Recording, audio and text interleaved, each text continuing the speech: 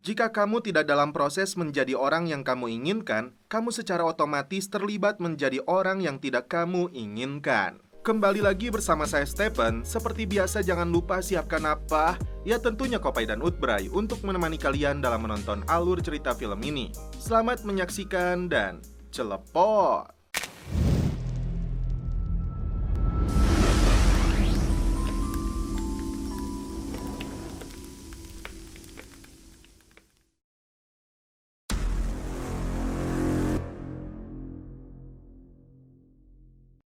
Film dibuka dengan penampilan pria bernama Richard Roper, seorang CEO dari perusahaan pabrik senjata bernama Iron Lace yang mengaku berkontribusi banyak dalam kegiatan kemanusiaan untuk para pengungsi.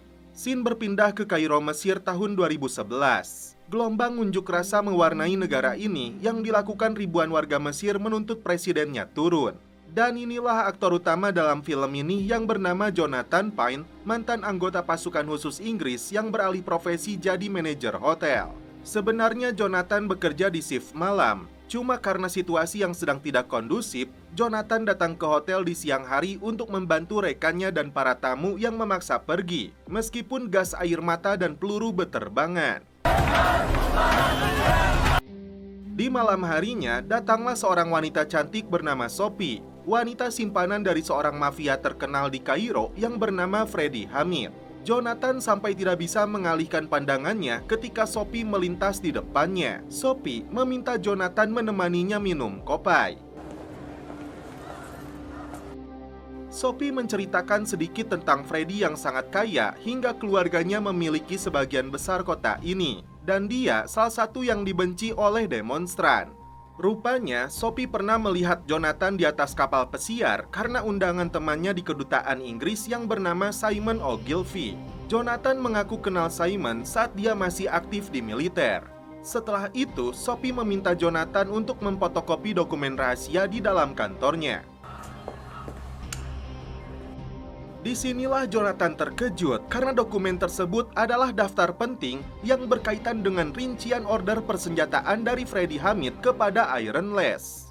Bukan hanya AK-47, tapi ada RPG, bahan peledak, misil, tank tempur Leopard, hingga jet tempur F-22 Raptor, dan puluhan jenis senjata mematikan lainnya.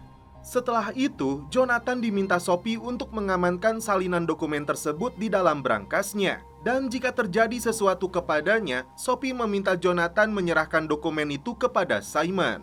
Datang ke dapur, Jonathan meminta bantuan koki bernama Yosef menceritakan tentang sosok Freddie Hamid. Tiba-tiba, televisi menayangkan berita lengsernya presiden yang disambut jutaan warga yang turun ke jalan. Jonathan menghubungi nomor telepon bar yang diberikan Yosef. Disinilah dia mengetahui bahwa Freddie Hamid sedang diundang oleh Richard Roper ke atas kapal pesiarnya. Singkat cerita, Jonathan menemui Simon untuk menunjukkan berkas tersebut. Sontak, Simon pun cukup terkejut karena daftar persenjataan ini cukup untuk digunakan dalam perang. Bahkan, napalm yang disebut senjata kimia mematikan ada dalam daftar orderannya. Tapi Jonathan meminta identitasnya dirahasiakan termasuk sumbernya yang tidak akan dia sebutkan demi keselamatannya. Bukti tersebut dikirim ke lembaga penegak hukum internasional yang bermarkas di London. Seorang agennya yang bernama Angela menerima berkas tersebut. Lagi-lagi dia pun terkejut saat melihat isinya. Saat itu juga, Angela menugaskan anak buahnya untuk mengumpulkan semua berkas yang terkait dengan Richard Roper. Di malam hari, Jonathan diminta Sophie mengantarkan minuman ke dalam kamarnya.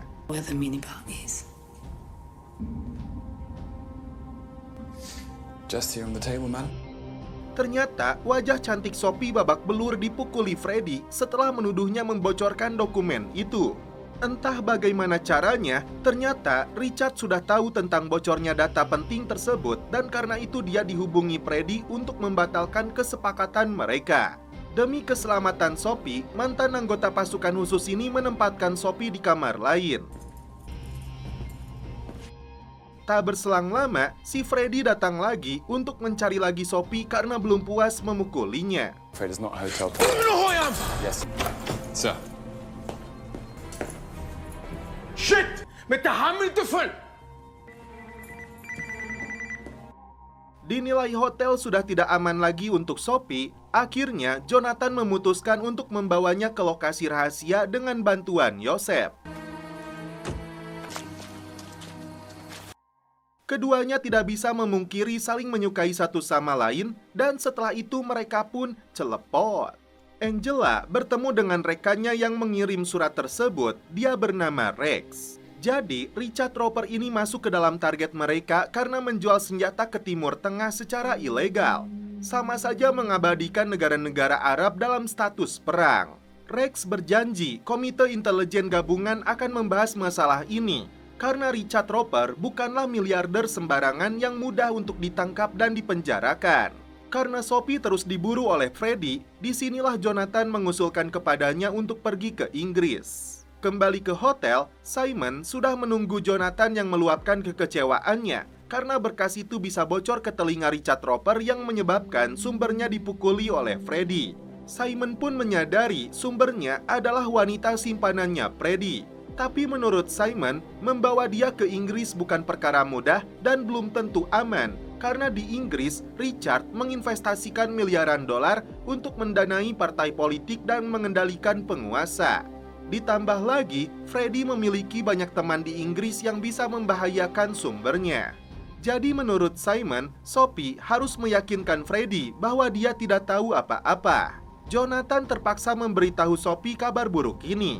Sophie paham betul ini resiko yang harus dia terima. Malam itu juga, Sophie memutuskan untuk kembali ke hotel tanpa mengindahkan lagi Jonathan. Lagi-lagi, usaha Angela untuk menjatuhkan Richard Roper gagal setelah pertemuan intelijen gabungan dibatalkan. Disinilah Angela menyadari pengaruh Richard sangat kuat hingga dinas intelijen internasional pun dibuat tidak berkutik. Angela kemudian menghubungi Simon di kedutaan Mesir untuk disambungkan kepada informannya. Disinilah untuk pertama kalinya Jonathan berbicara dengan Angela dalam sambungan telepon agar segera mengamankan Sophie dari kamar hotelnya. Namun ternyata Jonathan menemukan Sophie sudah tergeletak tidak bernyawa. Polisi Mesir yang melakukan olah TKP sama sekali tidak mau merespon ketika Jonathan menyebut kematian Sophie ada hubungannya dengan Freddy Hamid. Maybe you kill her. Singkat cerita, 4 tahun berlalu. Jonathan masih berprofesi sebagai manajer hotel, namun kali ini di atas pegunungan salju yang berada di Swiss. Suatu hari, Jonathan dikejutkan dengan tamu VIP yang datang ke hotel tersebut, yaitu Richard Roper dan anak buahnya, termasuk seorang wanita seksoi bernama Jet. Jonathan mengaku sudah 2,5 tahun bekerja di hotel ini.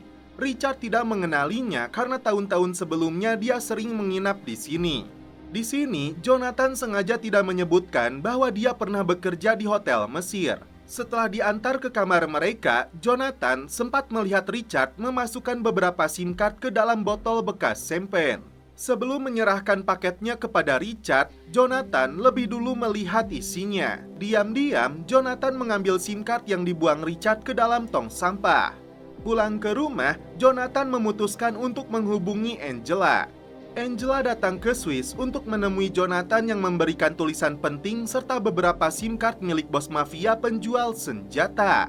Apakah mantan anggota pasukan khusus ini akan menjalankan rencana untuk membalas kematian Sophie? Scene berpindah ke Spanyol. Disinilah Richard memiliki sebuah villa mewah. Dari villanya, Richard dan antek-anteknya mengunjungi sebuah restoran. Richard sendiri memiliki seorang putra yang masih bocah bernama Daniel. Bocah ini dekat dengan Jet yang sudah dianggap seperti anak sendiri. Terlihat seorang pria mencurigakan menatap ke arah mereka. Singkat cerita, di saat mereka sedang asyik berdansa, 2 orang perampok bersenjata memaksa Richard dan anak buahnya menyerahkan barang berharga. Kedua perampok ini membawa Daniel, kemudian seseorang mencegat mereka.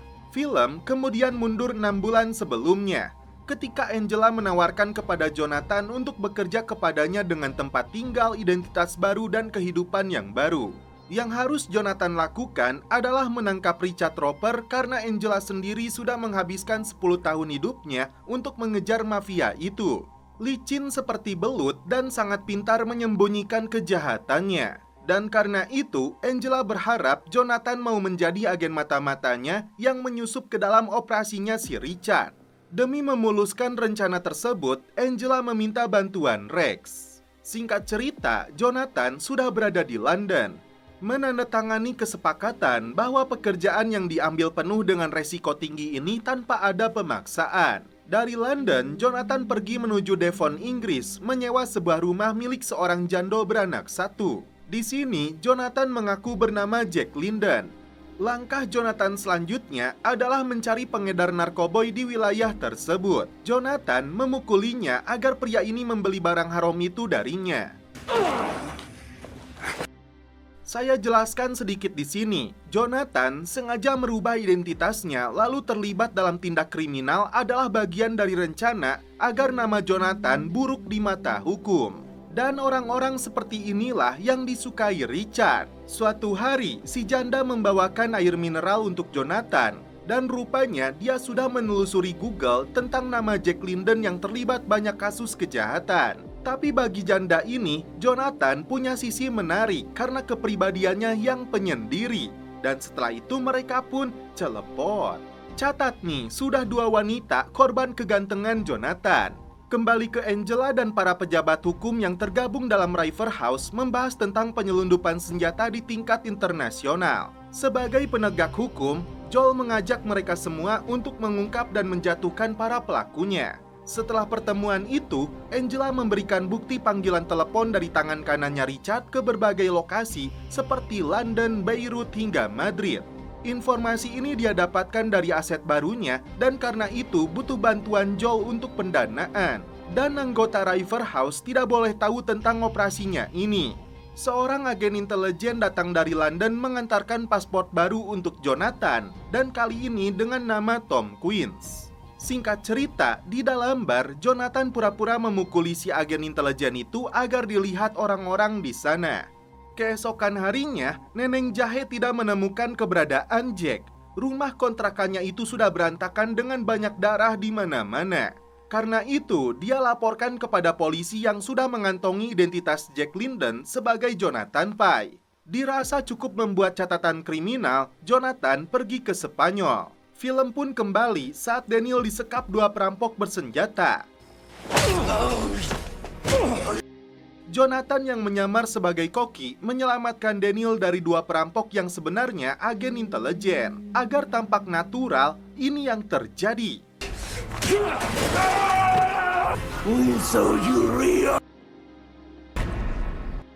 Dua perampok itu kabur, dan disinilah Daniel mengatakan kepada ayahnya bahwa koki ini yang telah menyelamatkannya. Tentu saja Richard mengenalnya sebagai Jonathan si manajer hotel, tapi manajer restoran tersebut mengenalinya sebagai Tom Quince. Jonathan yang terluka sangat parah meminta mereka tidak memanggil polisi. Richard memutuskan untuk membawa Jonathan dan menyuruh dokter pribadinya untuk mengobati lukanya. Sementara itu, Angela dan tim intelijen menyadap pembicaraan tangan kanan Richard yang bernama Lance yang mengorek informasi semua latar belakang Jonathan Pye dengan nama lain Thomas Quinn. Angela senang karena itu artinya Jonathan masih hidup. Langkah baik bahwa Jonathan sudah berhasil menyusup ke dalam markasnya Richard. Jonathan yang masih dalam tahap perawatan dibawa ke rumah pribadinya si bos mafia penjual senjata. Setelah kondisinya membaik, Lance menemui Jonathan dengan penuh rasa curiga. Lance sudah tahu bahwa Jonathan seorang pencuri yang menggasak uang dari dalam brankas hotel di Switzerland. Karena itu, Lance mengancam akan menghabisinya dengan cara biadab jika Jonathan berani macam-macam kepada mereka. Sebelum semuanya jelas, Jonathan dalam pengawasan mafia ini. Sementara itu di Madrid, Spanyol, Joel mengintai pertemuan anak buah Richard lainnya yang bernama Sandy. Setelah itu, Joel dan Angela datang ke markas intelijen Inggris MI6 dan diminta menjelaskan tentang Limpet. Joel menyebut Limpet operasi anti senjata yang sedang berjalan dan berbasis di Washington. Dan targetnya adalah Richard Roper. Tapi operasi yang dilakukan Angela tidak direspon dengan baik oleh mereka karena bukti yang dianggap masih mentah. Richard menemui Jonathan yang pura-pura tidur, menyebut besok dia akan tahu siapakah Jonathan sebenarnya. Lantas, apakah identitas asli Jonathan akan terungkap? Malam itu, Richard dan anak buahnya datang ke pesta yang diselenggarakan pengacaranya yang bernama Apo. Tiba-tiba, Apo mendapati istrinya tewas gantung diri.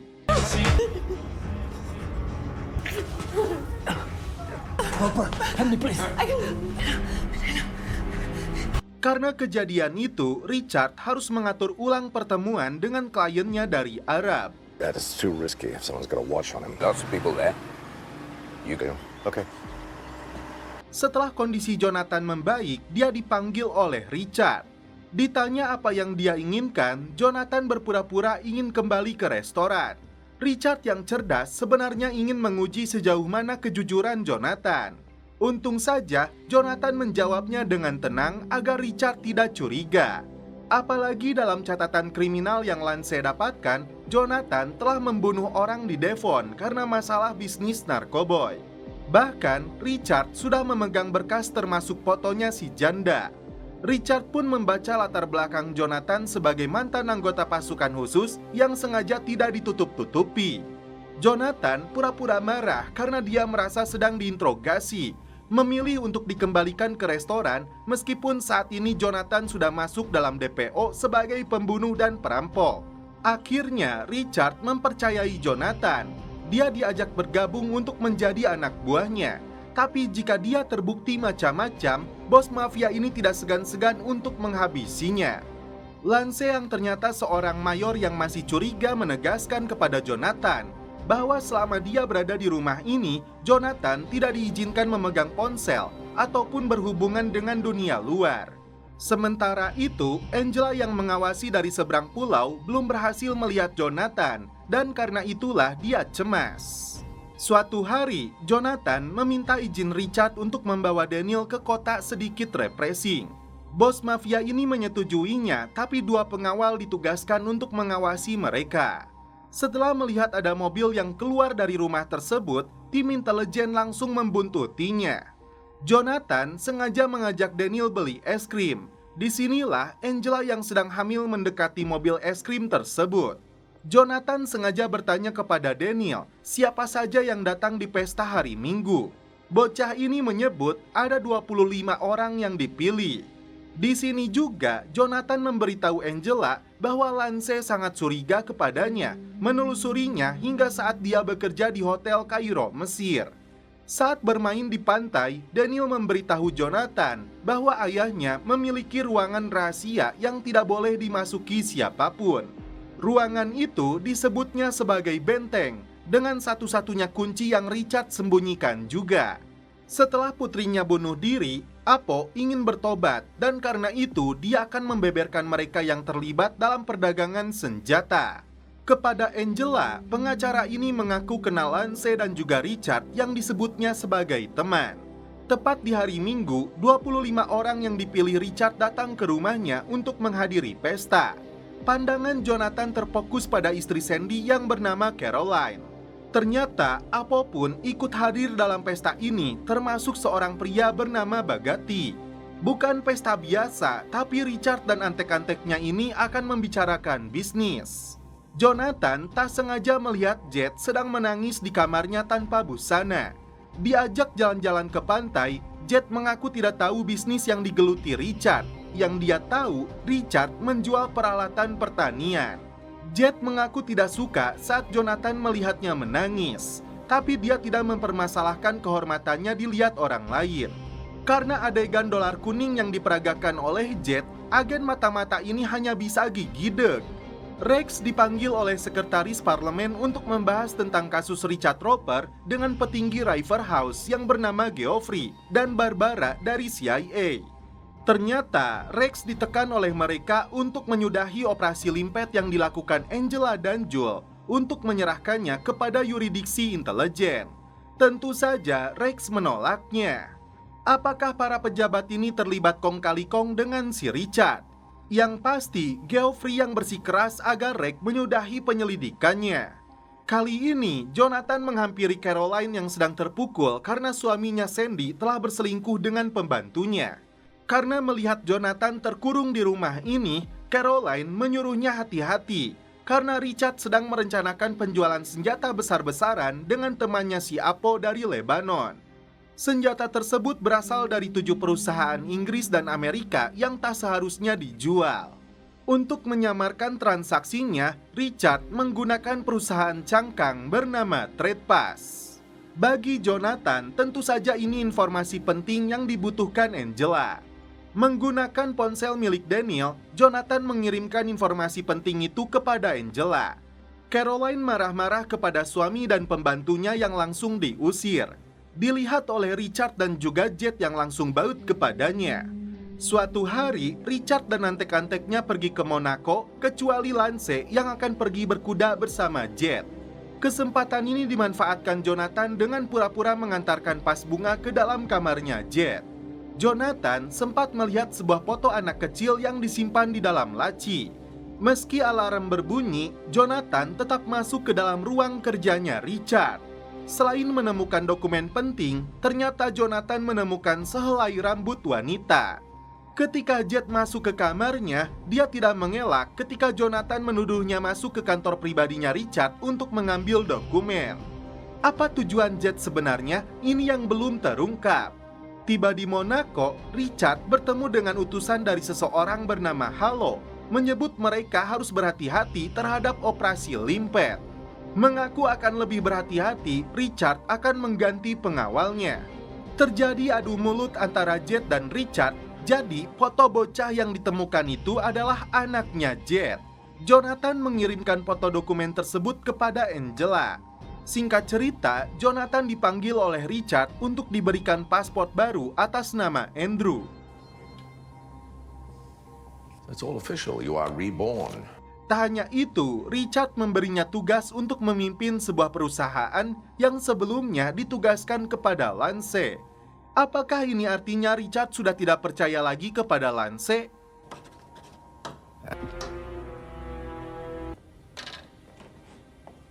Welcome to the family. Ternyata, Richard menugaskan Jonathan untuk memimpin salah satu perusahaan cangkangnya yang bernama TradePass. Jonathan harus menggandakan uangnya dalam waktu maksimal 4 bulan. Padahal, Jonathan sudah tahu dari Caroline, perusahaan ini akan digunakan Richard untuk mengirim senjata ke Lebanon. Angela menunjukkan dokumennya kepada Apo, meminta dia menjelaskan semuanya. Tapi Angela tidak mengatakan orang dalam yang membocorkan dokumen tersebut. Jonathan hampir saja menikam Jet yang tiba-tiba masuk ke kamarnya. Jet mengaku foto itu adalah anaknya yang kini dibesarkan oleh adiknya setelah dia melahirkan anak itu saat usianya masih 17 tahun. Dan setelah itu mereka pun celepot. Rex dipepet 2 mobil misterius saat menggunakan sepeda. Terungkap di sini, dokumen tersebut terkait dengan pembelian senjata yang dilakukan Richard yang bersertifikat mod seharga 300 juta dolar. Rex pun ikut senang setelah melihat dokumen itu. Tapi dia mengaku tidak tahu siapa Halo dan Felix yang disebutkan di dalamnya. Lance meluapkan kekesalannya kepada Jonathan karena posisinya diambil alih.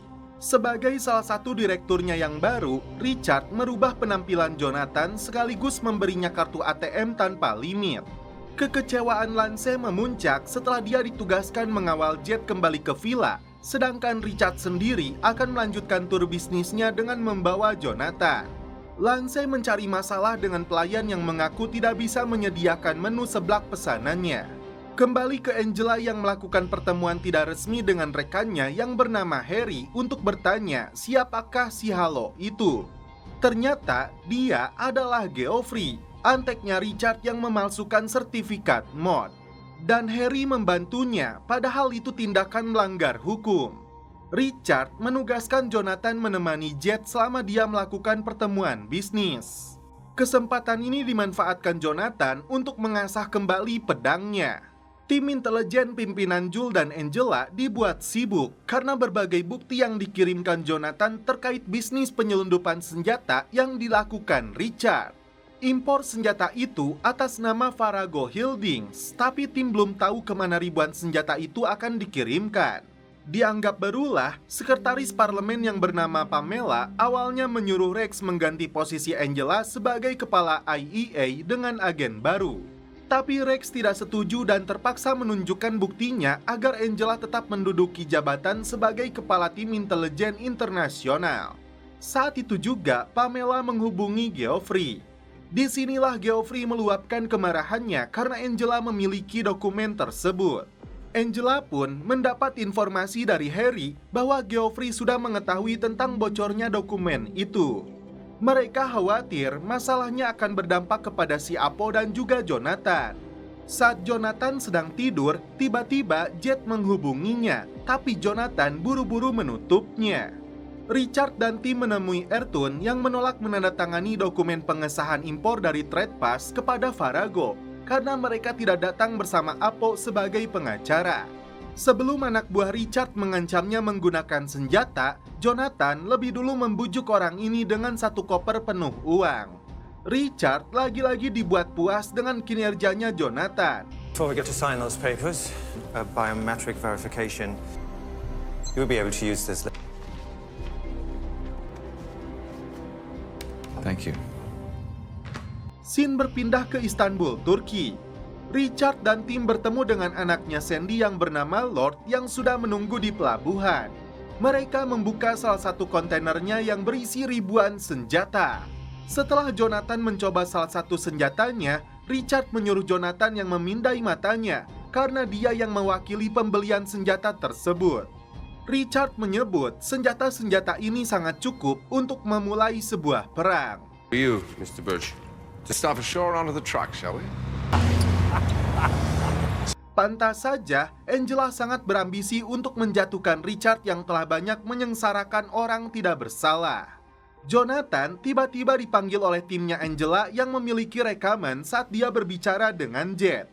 Karena nada suara dari mereka ini seakan memiliki hubungan pribadi, Angela sempat mengatakan untuk menghentikan operasi ini. Tapi Jonathan langsung memberitahu Angela bahwa senjata-senjata itu sedang dikirim menuju Heaven. Jul nekat melompat ke dalam pagar vilanya si Apo. Ternyata dia mendapati pengacara itu sudah tewas. Sementara itu, Jonathan memberitahu Richard bahwa ada dua penegak hukum yang sedang mengawasi mereka. Richard dan antek-anteknya memutuskan untuk segera kabur dari lokasi. Angel pun kecewa. Jonathan diajak Richard mengikuti tur bisnis ke Heaven menggunakan jet pribadinya. Richard lantas menunjukkan berkas penting yang berisi rangkuman dari keseluruhan operasi bisnisnya. Dari mulai daftar orang-orang yang menerima dan memberi uang, konsultan, hingga bagan keuntungan. Yang Richard tidak mengerti, dokumen ini bocor hingga diketahui agensi Inggris yang bernama Angela Burr. Padahal dokumen ini hanya dimiliki oleh Richard dan juga Sandy yang sedang tertidur di kursi belakang. Menurutnya, siapapun bisa berkhianat, entah Sandy, Lance, Jet, atau bisa jadi kamu. Dengan tenang, Jonathan menjawab, bukan. Ancaman dilontarkan bos mafia ini, jika pelaku terungkap dia pastikan hidupnya tidak akan lama. Singkat cerita, pesawat sudah mendarat di Kasimli, Turki Tenggara. Richard mengunjungi dulu kamp pengungsi agar namanya dikenal banyak orang sebagai orang baik dan dermawan. Selanjutnya, rombongan melanjutkan perjalanan menuju kamp militer. Disinilah Jonathan dengan nama barunya Andrew akan melakukan tugasnya sebagai direktur Trade Pass.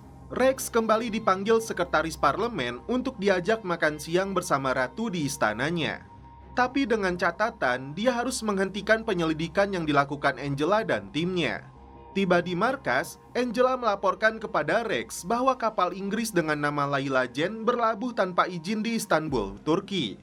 Bukan lagi alat pertanian, tapi senjata yang diselundupkan dari Inggris dan Amerika untuk dijual oleh Richard Roper di Heaven, Turki. Tiba-tiba, Rex memberitahu dirinya akan keluar dari agensi karena sekretaris parlemen itu yang membocorkan dokumennya kepada Geoffrey. Apakah ini artinya seluruh operasi yang dibangun Angela harus berhenti di tengah jalan? Terungkap fakta lain bahwa Richard memiliki pasukan pribadi yang direkrut sebagai tentara bayaran dari mantan prajurit berbagai belahan dunia. Bukan untuk melindungi kepentingannya saja, tapi mereka bisa diterjunkan dalam berbagai operasi, termasuk misi pembunuhan hingga teror palsu. Sandy curhat kepada Jonathan karena perubahan sikap dari Richard kepadanya. Di malam harinya, Jonathan mempelajari buku panduan tentang persenjataan yang akan dijual Richard kepada konsumennya. Singkat cerita, Barghati datang ke lokasi ini untuk melihat pertunjukan senjata yang dilakukan oleh timnya Richard. Pertunjukan ini dipandu langsung oleh Jonathan sebagai direktur Trade Pass. Setelah Barghati menembakkan suarnya, ini yang terjadi. Sebuah mobil yang dikendalikan dengan remote hancur berkeping-keping menggunakan misil anti-tank jenis FGM Javelin yang mampu menembak target dengan jarak efektif sampai 2,5 km. Pertunjukan berlanjut, layaknya sebuah pertempuran di medan perang, Richard unjuk gigi dengan persenjataan modern yang dijualnya. Richard tidak peduli dengan penderitaan yang dirasakan mereka yang terkena imbas. Karena baginya, perang adalah ladang bisnis. Bagian terakhirnya, Richard menerjunkan pesawat tempur untuk membumi hanguskan lokasi targetnya. Cleared a whole village for this bit. Nothing quite as pretty as napalm. Thank you. Thank you. Barghati yang puas dengan pertunjukan tadi berjanji akan membujuk rekan-rekannya di konvensi Oslo. Diam-diam, Jonathan mencatat poin penting yang dia temukan dan saksikan untuk diserahkan kepada Angela. Kembali ke London, Angela terkejut setelah Jules memberitahunya operasi mereka telah ditutup, pendanaan pun ikut dicabut. Mereka menyadari jalan mereka dihambat para penguasa yang tidak mudah untuk dijatuhkan. Apakah Angela akan pasrah dan menyerah? Lantas, bagaimana dengan nasibnya Jonathan yang terjebak di sarang maung? Kembali ke Turki, Jet dan Lance baru saja tiba di kamp militer. Setelah Lance mengajak minum anak buahnya ini, Lance masih menunjukkan sikap kebencian dan kecurigaan kepada Jonathan. Kembali ke London, Angela dikejutkan dengan kemunculan Geoffrey yang sudah berada di depan rumahnya. Petinggi Riverhouse ini memaksa Angela mengatakan dari mana berkas itu dia dapatkan. Dan siapakah orang dalamnya yang bersembunyi dalam organisasinya Richard. Dengan alasan untuk kebaikan bangsa dan negara, menurutnya mereka masih memerlukan orang-orang seperti Richard Roper. Kembali ke camp, listrik tiba-tiba mati. Disinilah Richard menuduh Jet telah masuk ke ruangan pribadinya, membocorkan dokumen rahasianya kepada orang. Karena mengelak tuduhannya, Jet langsung ditampar Richard. Setelah Richard pergi, datanglah Jonathan yang akhirnya mengaku kepada Jet bahwa dirinya dikirim oleh dinas intelijen Inggris untuk melacak perdagangan senjatanya Richard. Karena mereka sama-sama dituduh telah membocorkan dokumen rahasianya, Jonathan meminta Jet membantunya untuk melimpahkan kesalahan kepada si Lance Corky. Meskipun dia temannya Jet, tapi Lance aslinya seorang pembunuh terlatih. Jonathan berjanji akan mengeluarkan Jet dari tempat ini. Setelah Richard kembali, Jet mengaku kepadanya sudah masuk ke dalam ruangan pribadinya lalu memotret dokumen tersebut dengan ponselnya. Jet beralasan hanya ingin tahu bisnis apa yang dilakukan suaminya ini. Kemudian, Jet berpura-pura menyimpan foto itu selama seminggu dan pernah ditemukan oleh Lance Corky. Disinilah Richard berpikir bahwa Lance pelaku yang membocorkan dokumennya. Jonathan sempat mencegat seorang pria yang membawa jasad ayahnya ke dalam kamp pengungsi setelah kabur dari desanya yang dihancurkan orang Inggris. Setelah itu, Jonathan menugaskan supir taksi mengantarkan surat kepada wanita yang menginap di Bosporus Grand Hotel Istanbul, Turki dengan imbalan $200. Tak berselang lama, Jonathan melihat Lance sedang sendirian di dekat pagar. Saat itulah Jonathan putuskan untuk membunuhnya. Jonathan beralasan Lance akan kabur melewati pagar dengan seseorang. Tak berselang lama, Richard datang melihat jasadnya Lance. Singkat cerita, supir taksi tersebut akhirnya tiba di hotel memberikan suratnya kepada anak buah Angela. Disinilah Angela merasa senang karena Jonathan kembali memberikan informasi penting tentang truk pengangkut senjata yang mengarah ke perbatasan Suriah. Angela bergegas menemui Rex yang sedang berkemas untuk memberitahunya bahwa ada 20 truk pembawa senjata yang diekspor secara ilegal dari Inggris dan Amerika. Angela meminta bantuan Rex untuk terakhir kalinya agar mendapat mandat dari kedubes yang menyatakan senjata dalam truk itu adalah ilegal. Karena itu, Angela butuh tanda tangan dari sekretaris parlemen untuk surat pengajuannya. Setelah cukup lama menunggu, akhirnya Jules memberi kabar baik bahwa militer Amerika akan menggeledah dan mengamankan konvoi 20 truk tersebut di perbatasan Suriah. Angela dan tim kemudian memantau dari tampilan satelit Amerika terhadap konvoi truknya. Richard dan antek-anteknya mulai khawatir ketika militer Amerika memaksa untuk menggeledah truk-truk mereka.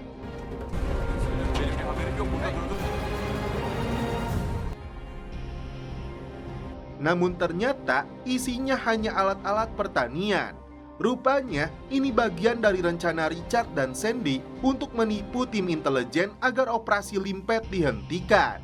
Lantas, di manakah senjata aslinya? Jet sempat bertanya kepada Richard di mana Lance Corky. Bos mafia ini hanya menjawab dia sedang sakit perut. Gagalnya operasi ini membuat Jules kecewa yang diluapkan kepada Angela dengan menyalahkan informan mereka. Dari Turki, Richard mengajak Jonathan dan rombongan pergi ke Mesir untuk menemui temannya, yaitu Freddie Hamid. Singkat cerita, mereka akan menginap di salah satu hotel terbaik yang tiada lain adalah hotel tempat Jonathan dulu bekerja. Bahkan, Richard dan Jet menempati kamar tempat Sophie yang ditemukan telah tewas.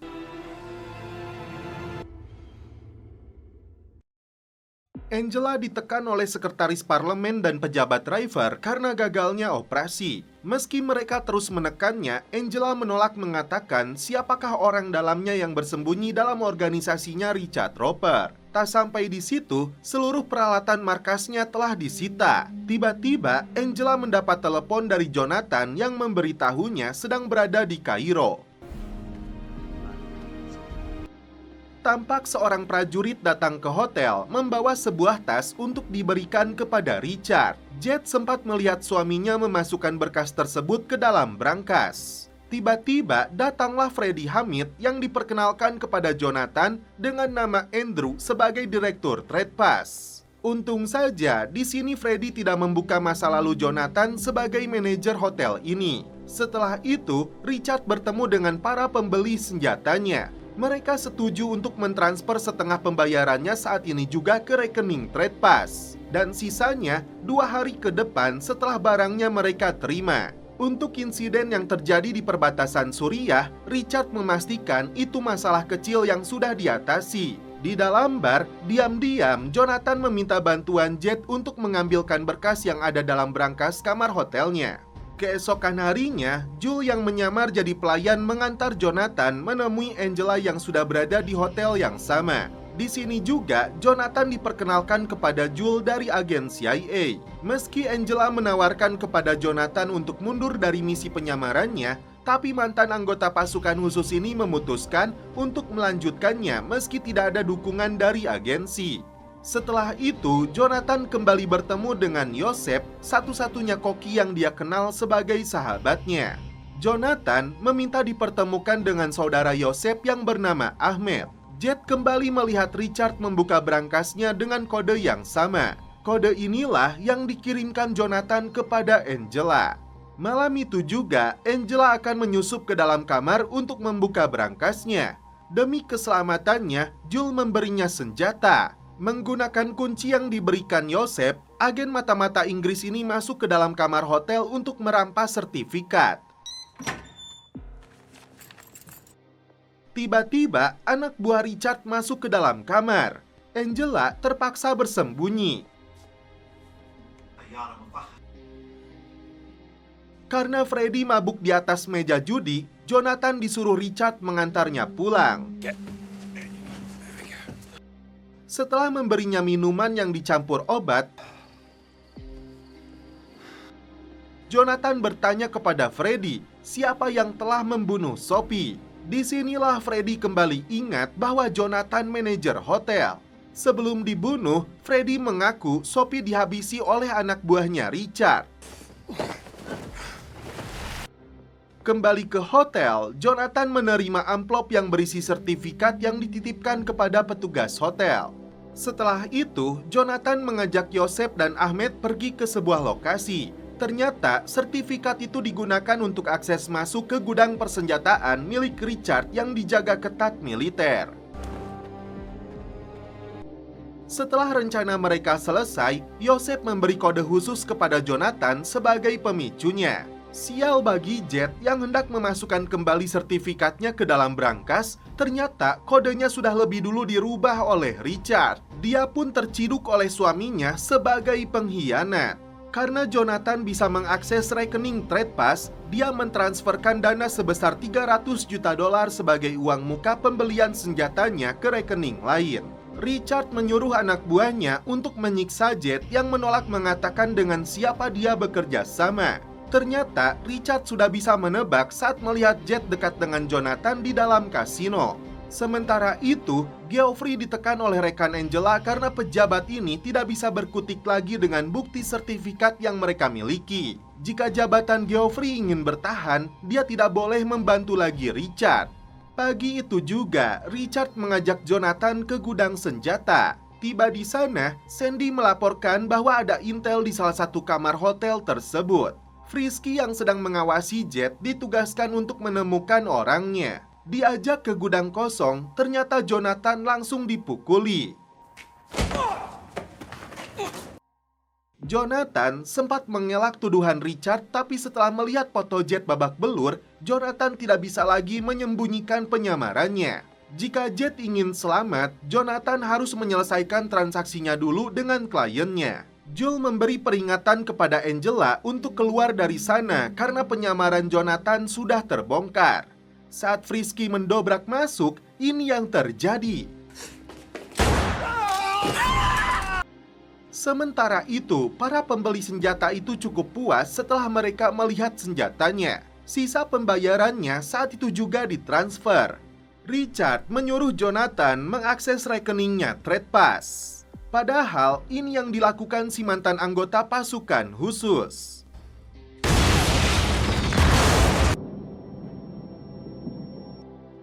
Richard dipaksa mengembalikan uang milik kliennya. Tak sampai di situ, saldo yang berada di dalam rekeningnya sudah nol. Richard meluapkan kemarahannya kepada Jonathan. Tapi Jonathan tidak akan mengembalikan uangnya jika Jet tidak selamat. Dikawal kembali ke hotel, ternyata Angela sudah menunggunya. Richard langsung menelepon si Halo atau Geoffrey untuk meminta bantuan. Tapi pejabat ini tidak bisa berkutik lagi. Oh, no joy. Suppose you'll be preparing.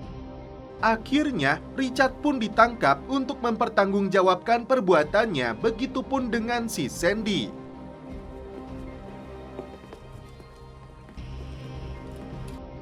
Tiba-tiba, mobil tahanan itu dikuasai oleh para pembelinya Richard yang marah karena uang mereka telah raib.